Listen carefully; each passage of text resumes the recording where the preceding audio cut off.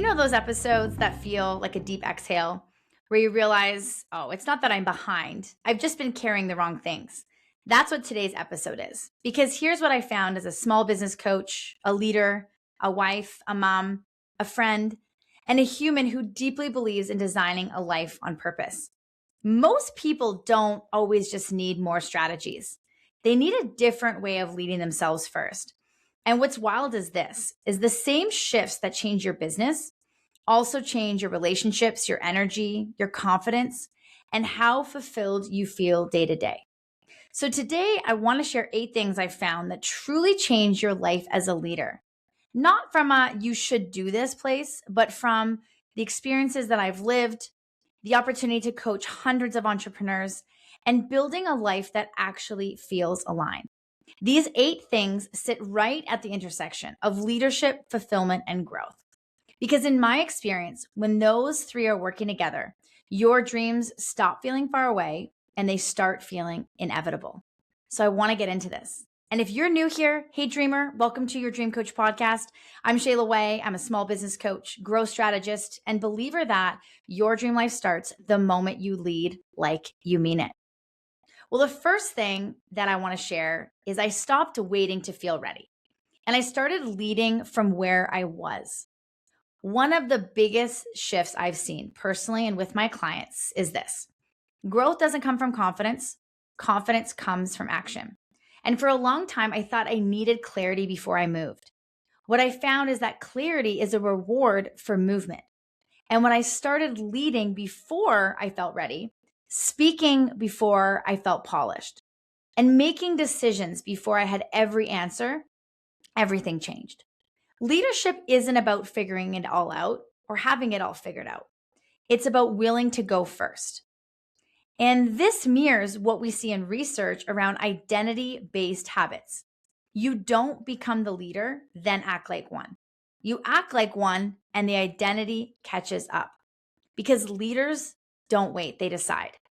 The second thing is I learned that fulfillment isn't a reward. It's a prerequisite. And this one was big. I used to believe fulfillment was something you earned after success. But what I found is that fulfillment is actually what fuels sustainable success. When leaders ignore fulfillment, they burn out, resent their business, or build something that looks really good on paper, but feels empty in real life. And so fulfillment comes from working in alignment with your values, creating space for your actual life, letting success include joy, rest, and meaning. And when I started building from fulfillment instead of chasing it, my energy, creativity, and income all grew. And this is one of my favorite parts of working with clients and businesses on is starting with fulfillment at the beginning, not getting into that conversation after we've created a lot of financial success. And burnout studies consistently show that lack of autonomy and meaning, not workload, is the real issue. Because a fulfilled leader builds a business that lasts. The third thing is I stopped confusing busyness with growth. This is one I still check myself on. I found that doing more doesn't equal growing more. In fact, some of my biggest breakthroughs came when I simplified. And so when leaders slow down enough to ask, what actually moves the needle? What's just noise? And where is my energy best spent? Growth becomes cleaner, faster, and lighter. Essentialism teaches us that removing the unnecessary isn't laziness, it's leadership. Because growth compounds when energy is focused. And that's why I love the book, The One Thing. And I also just really love coaching my clients on focusing on what's one thing that if it got done today is going to move the needle in your business further. Because our to-do lists, our list of things that we have to continuously focus on continues to grow. I don't know about you, but I feel like I check one thing off my list and I add 3 or 4 more. So having that energy focused around one key thing a day, we know we're going to achieve more than just one thing, but it allows us to drive energy to the most important thing first. And it allows us to feel like we've accomplished something. Energy is very focused, and then everything else is a bonus. So that is a big thing that I've learned when it comes to really simplifying and focusing on what needs to get done, what's essential. The fourth thing I learned is to lead my energy before leading people. One of the most underrated leadership skills is energy management. And I have found that my tone matters more than my words. My presence sets the standard. My nervous system becomes the culture.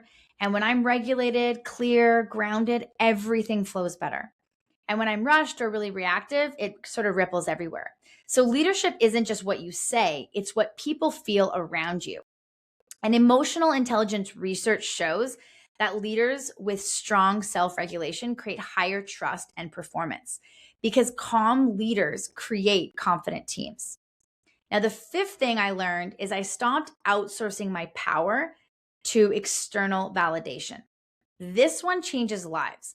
At some point, I realized that if I only felt successful when someone else confirmed it, I'd never feel secure.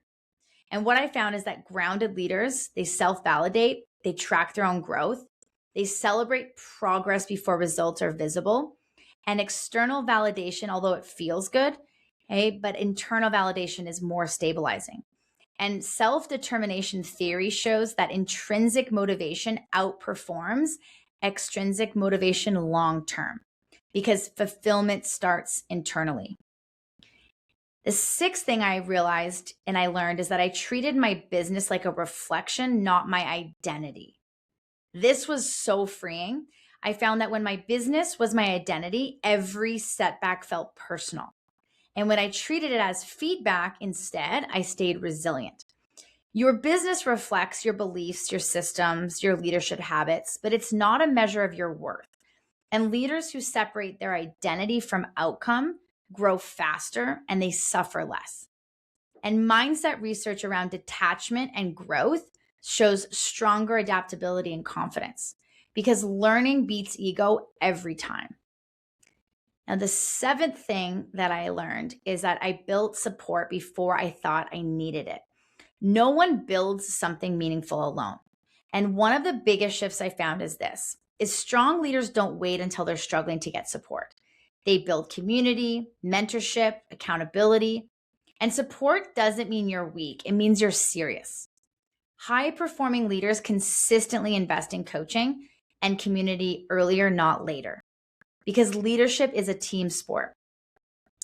And the last one, which is my absolute favorite, number 8, is I started designing my life, not reacting to it. And this is where it all comes together.